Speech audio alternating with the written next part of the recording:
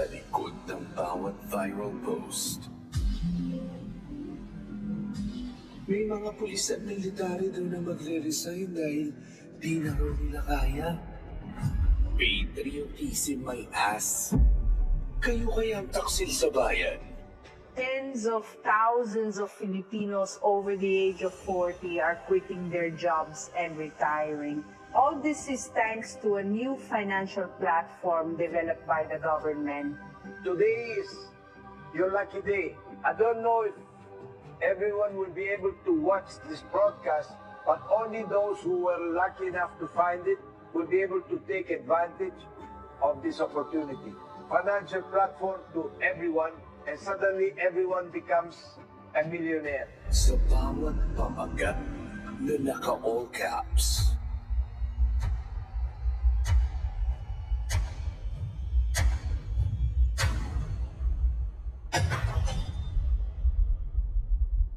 Sa bawat video na mabilis kumasa. Masakit po yun pag ginagawa po yun ng China. Masakit po yun pag ginagawa po yun ng Vietnam.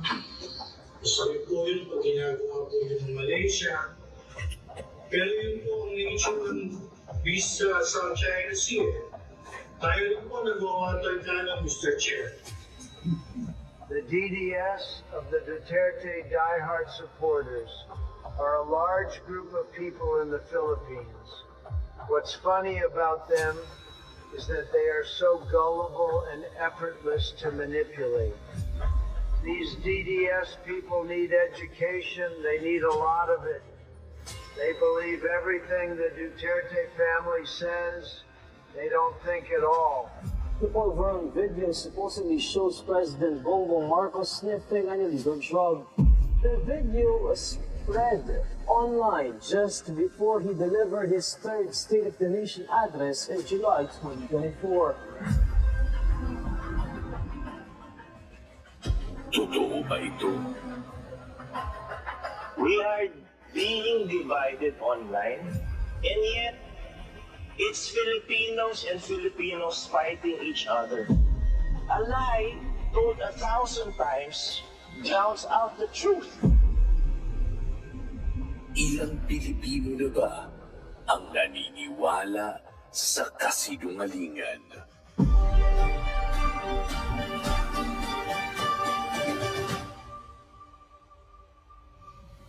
Hindi lang ito nakikita sa numero. 90% of Filipinos exposed to political fake news. Only 0.1% can detect deepfakes, kundi sa epekto nito sa buhay ng Pilipino.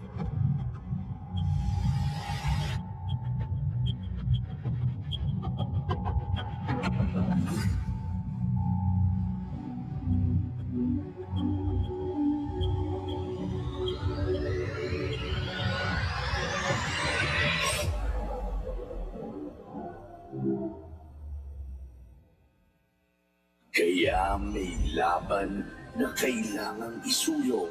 You said, in Tagalog, ang tanga ng gobyernong to, not just as leaders, but as human beings.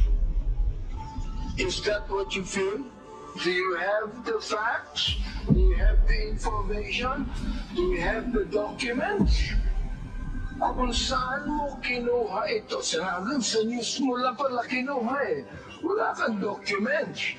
You cannot even tell me if you're telling facts or truth.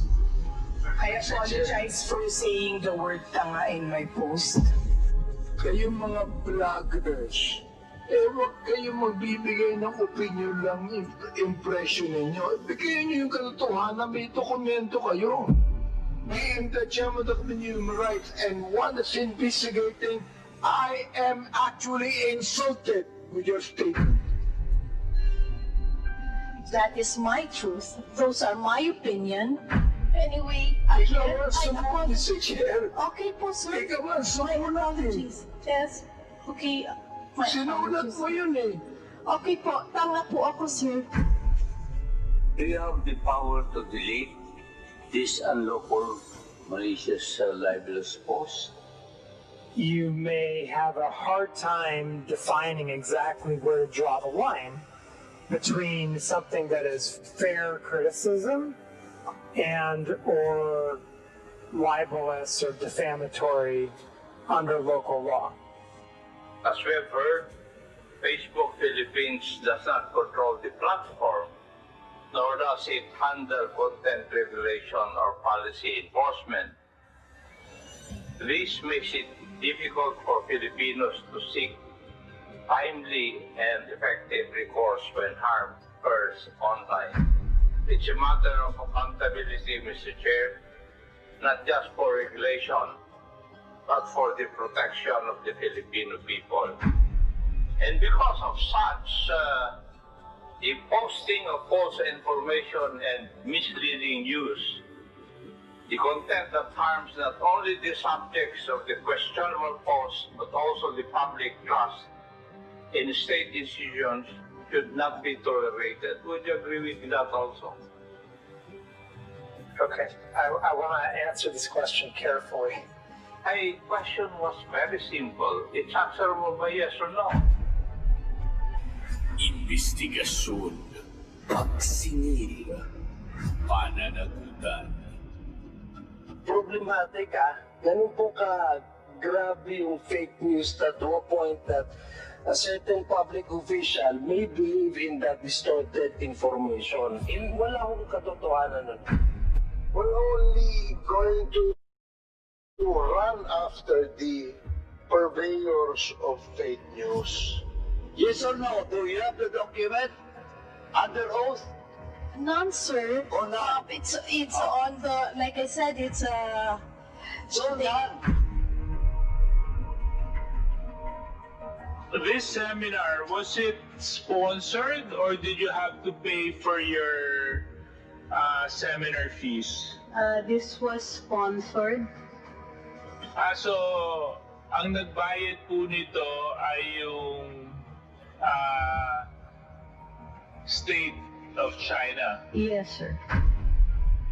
Kayo kaya ang taksil sa bayan dahil sunod-sunuran kayo sa dikta ng Amerika.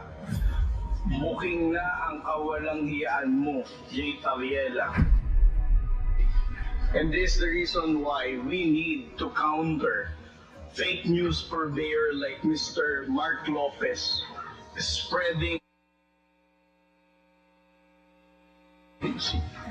Ito ang dahilan kung bakit ang hirap nating pagkaisahin ng mga Pilipino sa mga pagsasalita na katulad ni Mark Lopez na ganyan, that he never hesitates to call out the aggressive actions of the People's Republic of China.